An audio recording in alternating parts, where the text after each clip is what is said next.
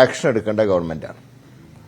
രാഹുൽ മാങ്കൂട്ടത്തിൽ ഇപ്പോൾ പാർട്ടിയുടെ പ്രാഥമിക അംഗത്വത്തിൽ നിന്ന് പുറത്താണ്. സർക്കാരിന് ഏത് തീരുമാനം എടുക്കാനുള്ള സാഹചര്യങ്ങളുണ്ട്. ഇതൊക്കെ പരിശോധിച്ച് എന്താണ് നടപടിയെന്ന് വെച്ചാൽ സർക്കാർ സ്വീകരിക്കണം. അതിന് പകരം ഈ സർക്കാരിൽ ഉത്തരവാദിത്തപ്പെട്ട ആൾക്കാർ ബാക്കിയുള്ളവരെ ഉപദേശിക്കാനല്ല കണ്ടത്. ഒരു ടീമിനെ അന്വേഷിക്കാൻ വെച്ചിട്ടുണ്ടല്ലോ.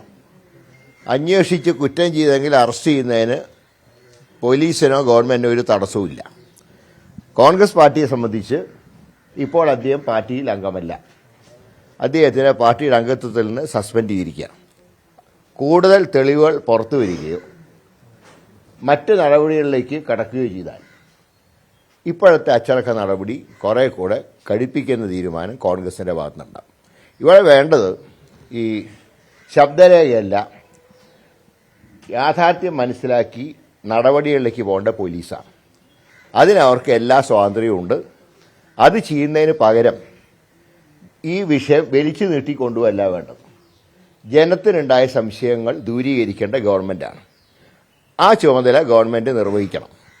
അതല്ലാതെ ഇടയ്ക്കിടയ്ക്കുള്ള ശബ്ദരേഖകളെല്ലാം വേണ്ട, ആക്ഷനാണ് വേണ്ടത്. അങ്ങനെ ആക്ഷൻ എടുത്താൽ കൂടുതൽ കടുത്ത നടപടികളിലേക്ക് പാർട്ടി നീങ്ങും.